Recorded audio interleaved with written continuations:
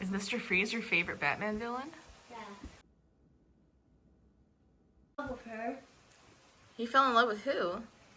Dr. Eileen. After flu shot, come home, rinse them off. Hi Vlogmas. I drinking water, classic water.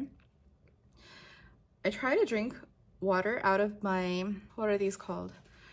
Marinara sauce bottles that hold, I don't know how many ounces. I want to say like 34 ounces. They've just been my go-to water glass. But hi Vlogmas, how's it going?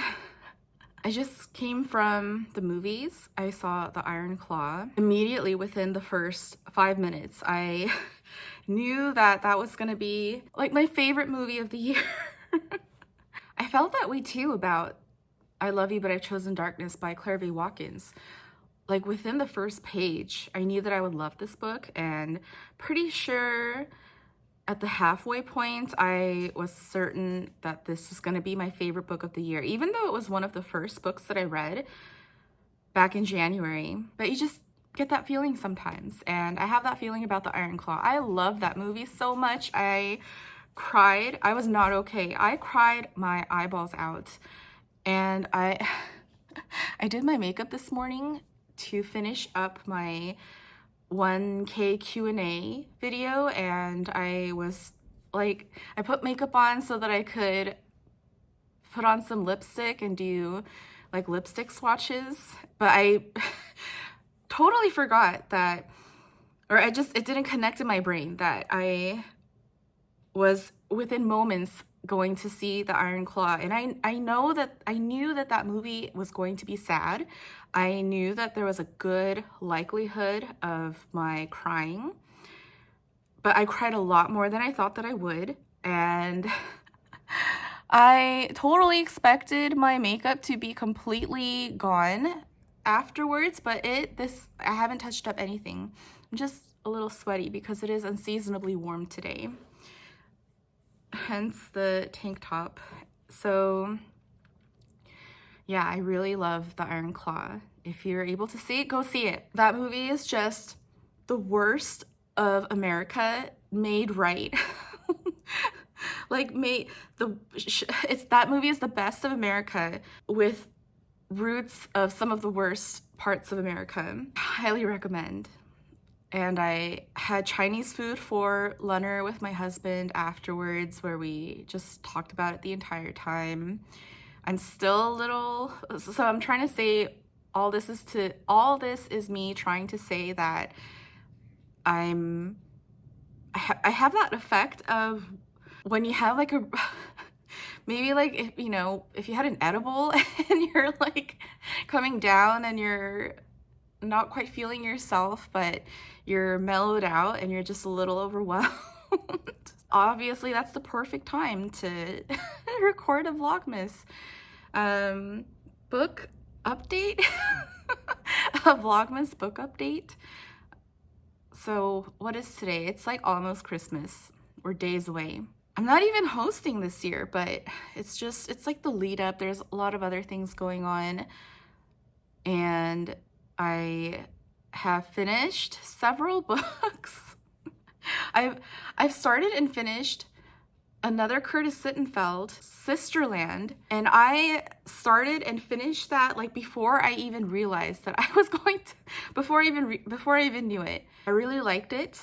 I am now fairly certain that Curtis Sittenfeld is like my author of the year. I have made not a dent in my chipping at A Certain Hunger by Chelsea G. Summers. I've started and I'm on, I think, part 2 of Anna Karenina first. So obviously, I mean, I think most people are aware of the plot of Anna Karenina. I don't think that there's such a thing as spoilers for something as big as Anna Karenina. So I know what it's about already, but I've never read it yet. And there is something in Tolstoy's writing that just warrants a read through, even if you know the plot, even if you've seen the movie adaptations. It is well worth a read because of the language alone. So going into Anna Karenina, I've heard of some people saying this is Tolstoy's best book. They love Levin. He's the best character.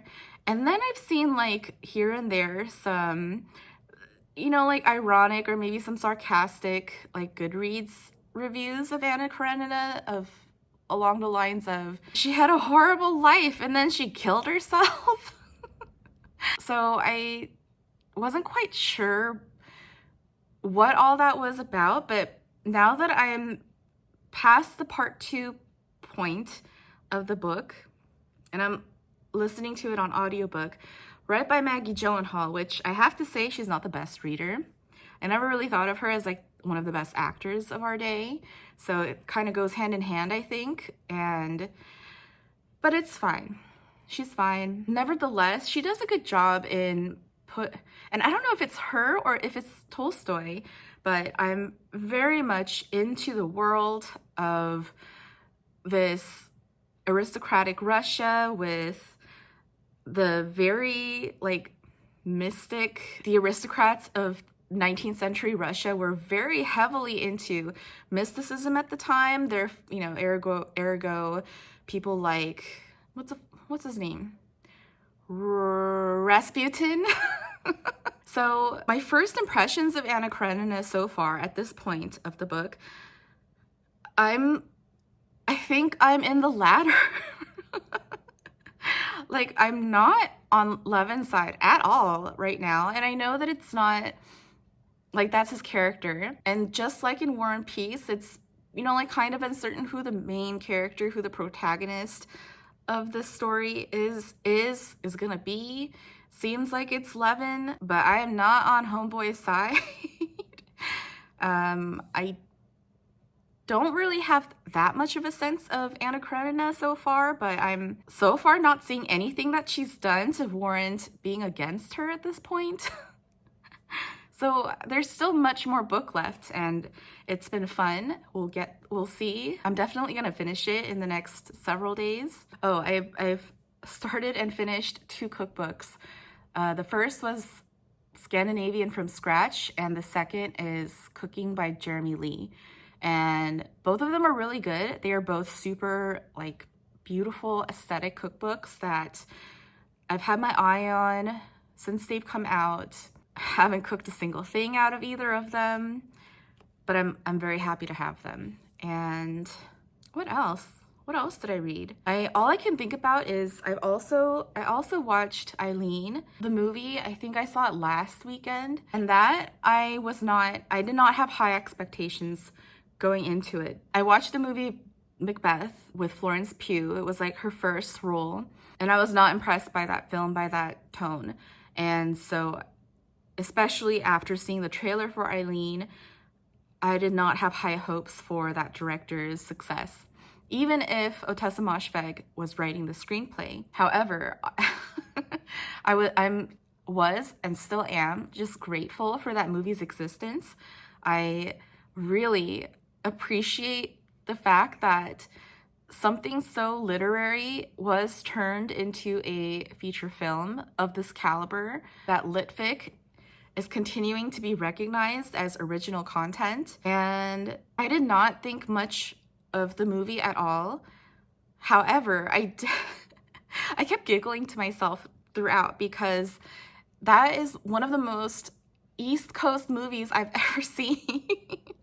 And it reminded me how much Ottessa Moshfegh is like the literary Debbie Downer, like the party pooper, like the first person to immediately turn the vibes straight towards like negativity, reminding people of the existence of anxiety diarrhea. Like, that's who Moshfegh is. That's what Moshfegh books are like, what her characters are like, and that was very well conveyed in the film. And also the marketing of that film was very strange to me. Like, it was pushed as like this year's Carol, which, I mean, it has been a little bit since I've read the book, but I really didn't get a huge sense of like sapphic romance in Eileen, and there isn't. I don't know what marketers were thinking with that one, but they were also saying like this is Anne Hathaway's best performance of her career.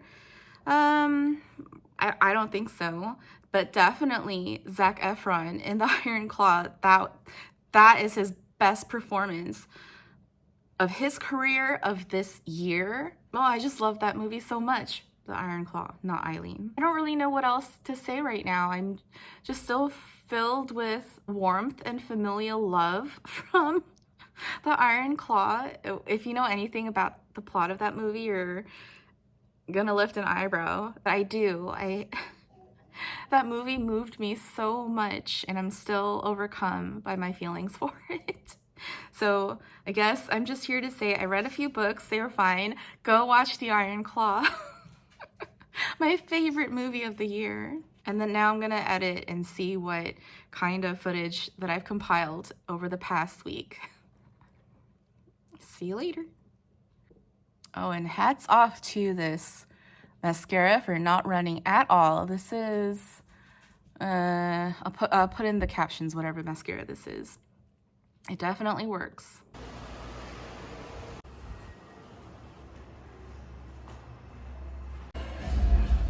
Stupid blogging.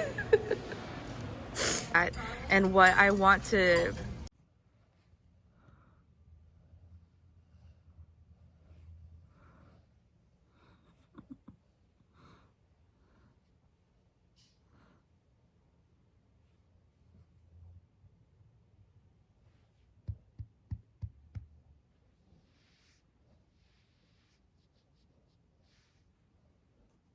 Like, but I doubt it. I think My mom used to be a painter. So yeah, I went to It was second grade, and then we have fourth grade, which was my son's class. So. What's the like so many things and I got it in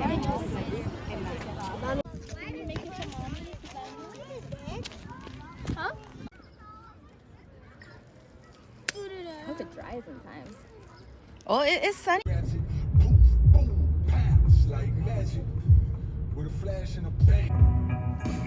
You're not by my side, a scratch.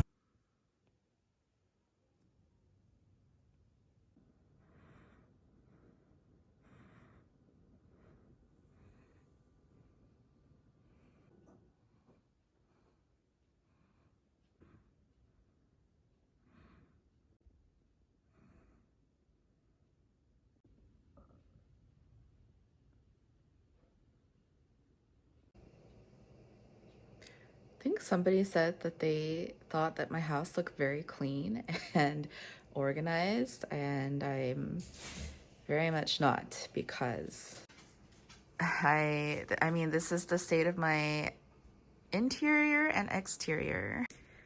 But this is the tea that I normally drink on most days. I mean, I have like a tea buffet going on here, but for the most part, I drink this because it's got like 240 tea bags. And yeah, it's simple and easy. There's also just this pile of packaging paper that I will use as wrapping paper in the corner of my house. Nobody is welcome in my house for the next couple days.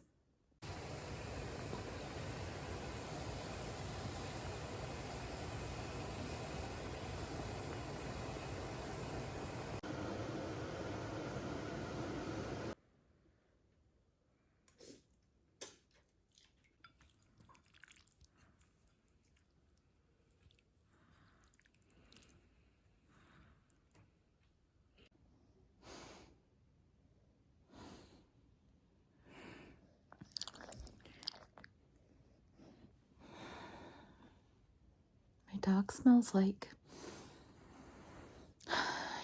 sugar because he's so sweet.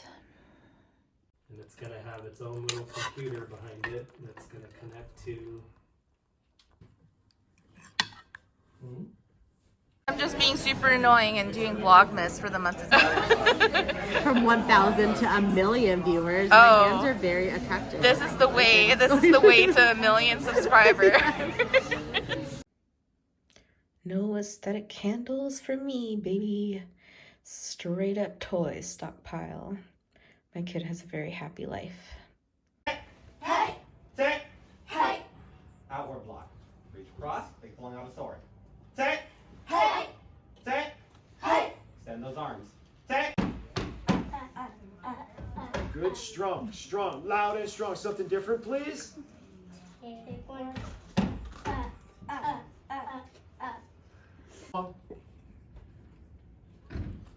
Hey! Good, right in the center, harder, faster, faster. Hey!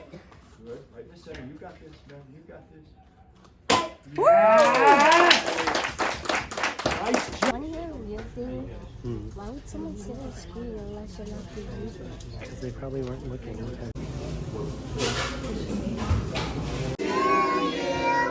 Happy birthday, dear Luna. Happy birthday to you.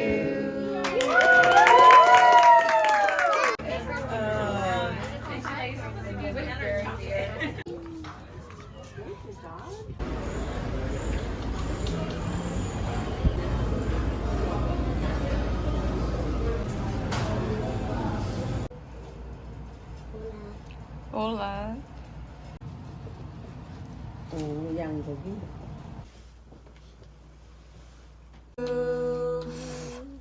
더 세게. 아!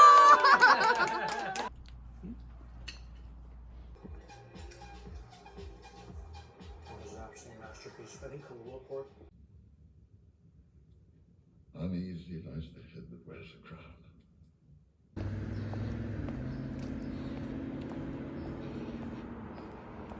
Look at this. This is a good tasting one. That's all of Then you're gonna put the leaves in our compost bin. Five. Look, I want you to hold this and show the moms. I want you to go like this. If you are still waiting, those tomatoes.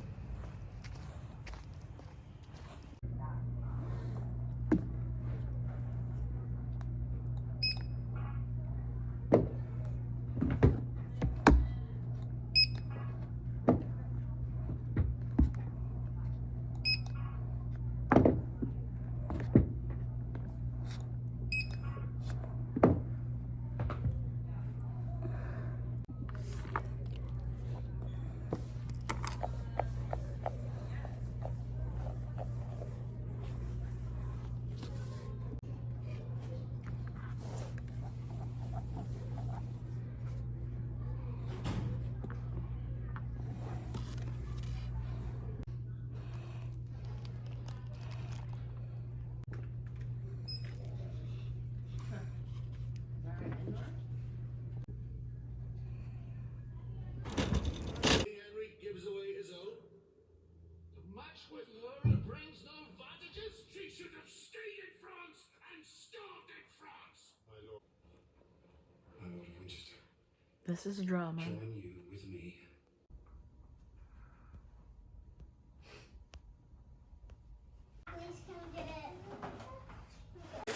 The Riddler.